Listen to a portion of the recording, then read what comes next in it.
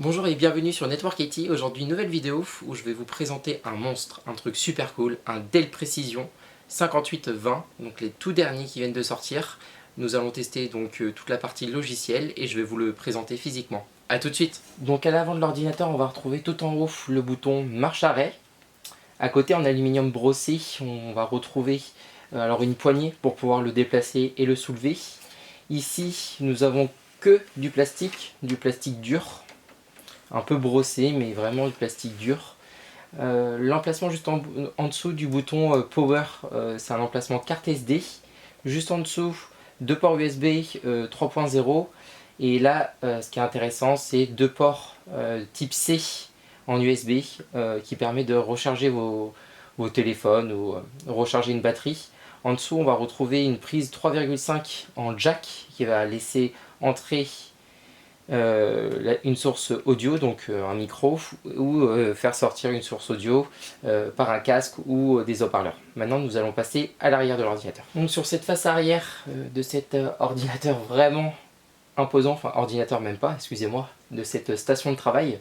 Alors ici, je ne sais pas si on le verra très bien, mais on a une poignée, donc comme celle de devant, mais en beaucoup plus grande pour pouvoir la déplacer. Ici, donc la prise secteur, donc la prise d'alimentation qui va se brancher ici, avec deux ventilos. Ici, donc deux prises jack, donc une pour le micro, une pour l'audio. Un port série, donc ça va être tout ce qui va être machine industrielle ou machine de précision. Alors là, c'est étonnant à trouver sur un modèle 2020. Ce sont des ports PS2. Donc pour certaines personnes, vous avez donc un code couleur ici, donc il y a certaines personnes d'entre vous qui ne vont pas savoir. En fait ici vous avez, donc c'est l'ancêtre du USB pour le clavier et pour la souris. Ça peut être utile si jamais l'ordinateur est connecté à une machine par ce port série. Ici donc nous allons retrouver une prise RJ45 donc pour internet ou pour faire passer du flux. Et ici nous allons retrouver donc un grand panel d'USB 3.0, donc 6 prises différentes, et ici on va pouvoir recharger ou autre sur les deux prises du bas. Et ici nous allons retrouver cette fameuse carte graphique, donc une Nvidia Quadro. Nous allons voir les caractéristiques techniques de cette carte juste après. Nous allons retrouver 3 ports DisplayPort et ici un port USB type C pour pouvoir faire sortir de la vidéo. Donc là on peut brancher logiquement 4 écrans. Nous allons passer à la façade où on va pouvoir voir l'intérieur de l'ordinateur. Alors sur cette partie là nous allons retrouver le loquet pour ouvrir l'ordinateur. De l'autre côté il y a juste la même façade mais sans loquet. Donc nous allons l'ouvrir. Et voici l'intérieur de la bête. Alors nous retrouvons les différents composants qui constituent cet ordinateur. Ici l'alimentation. Derrière nous allons retrouver, donc si on ne prend pas l'option, comme sur ce modèle là, du lecteur CD, mais si on prend l'option, il y aura le lecteur CD qui va se trouver juste derrière. Ici dans cette partie là, nous allons retrouver les deux SSD, oui car il y a bien deux SSD de 1 Tera dans cette machine. Ici je vais enlever ce cache, voilà. Et quand vous enlevez ce cache, vous allez retrouver donc cet énorme radiateur qui cache un Core i7 9e génération, on verra les caractéristiques techniques plus tard dans la vidéo. Et on retrouve aussi 4 modules de barrettes RAM, donc de mémoire vive, et 4 autres de disponibles. Donc ici, il va y avoir 4 x 16 Go, donc nous allons retrouver 64 Go sur la machine. Là, une carte RAID pour pouvoir constituer les deux SSD ensemble, pour faire un RAID 0. Et ici, nous allons retrouver cette carte graphique, une Nvidia Quadro RTX 4000. Pareil, les caractéristiques, nous verrons ça un peu plus tard dans la vidéo. Ici, nous allons retrouver donc deux ventilateurs qui vont permettre de refroidir excusez-moi, le processeur et les barrettes RAM et de faire circuler un peu l'air au sein de l'ordinateur. Nous allons passer aux caractéristiques techniques de cet ordinateur sur l'écran. Alors là, j'ai ouvert le logiciel donc CPU-Z qui va nous permettre de voir les différentes caractéristiques techniques de cet ordinateur. Alors nous allons commencer par le processeur, donc c'est un super processeur, c'est pas le dernier, parce qu'on vient de passer aux séries 10 il y a pas longtemps, c'est un Intel Core i7 9800X, c'est le code, c'est Skylake X, excusez-moi, et c'est en socket 2066, donc il faut avoir une carte mère compatible 2066 pour pouvoir acheter cette gamme-là de processeurs. Donc ce qui va être intéressant sur ce processeur, ça va être la mémoire cache qui est à 16,50, ce qui est énorme. Sur les anciens processeurs, on avait ce genre de cache, mais que sur les Xeon. Maintenant, on peut avoir ça sur un Core i7, donc c'est cool, c'est super. Donc c'est un Core i7 X Series, c'est ça qui est intéressant, enfin 9800 quoi, X. On va trouver donc 8 corps réels et 16 en thread, donc en virtuel. Donc 8 réels et 8 virtuels. Maintenant, nous allons passer, alors ici, on voit le cache de ce processeur. Donc la carte mère, ça va être une carte mère Dell, vu que c'est un PC Dell. C'est un chipset donc Intel, excusez-moi, en Skylake X aussi. Voilà, donc ce qui est compatible au processeur. Maintenant, la mémoire RAM, donc la mémoire vive, la RAM si vous préférez. Donc elle est en DDR4, donc c'est 64 Go comme je vous expliquais avant, donc 4 modules de 16 Go. Donc ça va être plutôt intéressant. On va pouvoir donc vraiment faire du graphisme poussé ou des logiciels hyper poussés. Donc maintenant, on va voir donc les caractéristiques techniques de cette RAM. Donc c'est la DDR4 en 2666 et la marque c'est SK Hynix. Donc c'est plutôt pas mal comme marque. J'aurais peut-être préféré la Samsung, mais bon, ça reste une très bonne marque. J'ai jamais eu de soucis avec celle-ci. Et là, en ce moment même, on peut voir les différentes fréquences de la RAM. Ici, maintenant, nous allons donc regarder les caractéristiques techniques de la carte graphique. Donc c'est une Nvidia Quadro RTX 4000. Donc à savoir que la gamme Quadro est vraiment une gamme destinée aux professionnels et non pas comme les GeForce qui vont plutôt être pour les gamers. Donc sur cette carte graphique, nous allons retrouver donc plusieurs caractéristiques. Donc on voit ici que c'est une 8 Go de RAM en GDDR6 et c'est une RAM qui vient de chez Samsung. Il y a 2304 cœurs CUDA sur cette carte graphique, donc ce qui est énorme. Donc c'est en fait les cœurs CUDA, ça va être le processeur de la carte graphique et c'est celle-ci qui va pouvoir vous permettre de voir des jolis graphismes. Maintenant nous allons passer à une petite vidéo en 4K de Nvidia et nous allons passer au logiciel 3D Mark et je vous retrouve après une petite musique.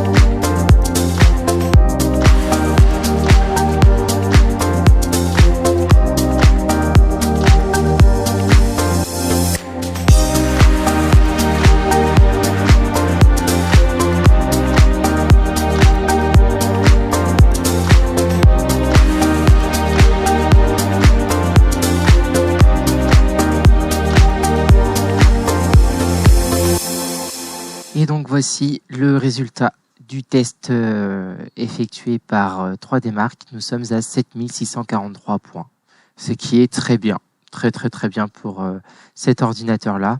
On peut en espérer, parce que je vais vous dire le prix. On est à 3570 € sur le site de Dell pour cette configuration-là. Voilà, c'est un prix qui est extrêmement cher. On peut avoir pour un PC gamer mieux, c'est sûr, pour ce prix-là, mais là, c'est pas ce qu'on demande. C'est pas être un PC gamer, mais c'est vraiment un PC professionnel. En fait, c'est un outil pour un professionnel. Ça va pas être juste le simple ordinateur comme ça pour jouer ou juste pour faire de la navigation Internet. Ça va vraiment être un outil. Maintenant, on va passer au test des SSD. Donc à présent, nous passons sur les SSD de cette machine. Donc on a deux SSD, donc Intel en 1024 Go. Alors, on peut dire 1 Tera. Alors pourquoi en avoir pris deux? Alors on va effectuer un RAID, donc un RAID 0. En gros, on va mettre un disque en spare, donc un disque qui va être en réserve. Donc si jamais il y en a un qui tombe en panne ou quoi que ce soit, le deuxième va pouvoir prendre le relais. Alors sur ces SSD, donc c'est des SSD Intel. Donc on peut voir qu'ils ont très peu d'heures. Le disque et les SSD sont neufs. On voit qu'il y a un taux d'écriture et de lecture intéressant, comme on peut voir avec Crystal Disk Mark. Donc il faut vraiment se fier donc à la première, donc à 822 et 769, donc en écriture et en lecture. Et ici, donc le deuxième, c'est exactement la même chose, c'est le même SSD. On est vraiment sur des performances très élevées et très intéressantes. L'ordinateur s'allume en quelques secondes. Chaque action demandée à l'ordinateur sont hyper rapides. Et lorsque on va produire un montage vidéo avec Premiere Pro, j'ai pu faire le test, j'ai pas de soucis, quoi. C'est vraiment très rapide.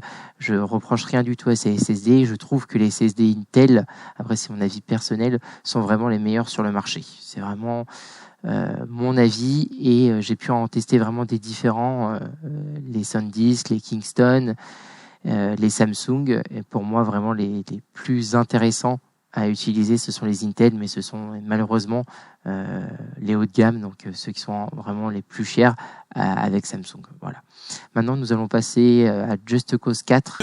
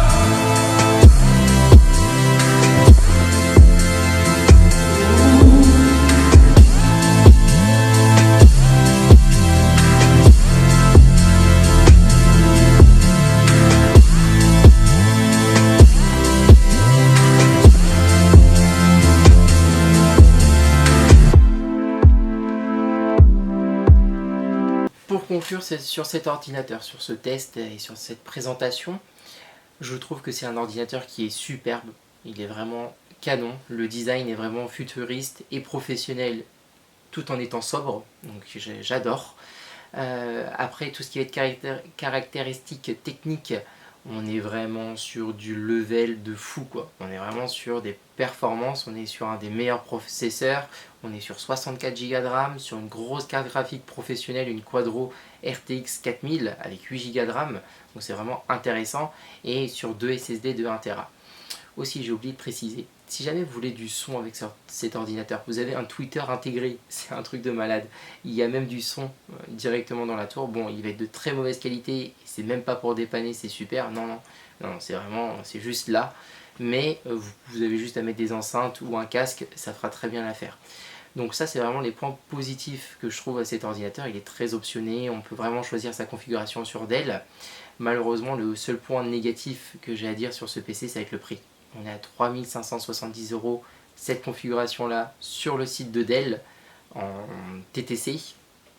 C'est vraiment extrêmement cher. On peut avoir la même chose pour moins cher. Mais comme je vous disais avant dans la vidéo, ça va être un outil de travail pour les professionnels et non pas un ordinateur lambda. Mais si vous achetez cet ordinateur là, c'est vraiment pour une utilisation professionnelle. Mais comme j'ai pu le démontrer dans cette vidéo, on va avoir plusieurs possibilités avec cet ordinateur. Il va vraiment être multitâche. Et je dis ordinateur depuis tout à l'heure, mais pas du tout. C'est une station de travail. Donc c'est vraiment un truc professionnel.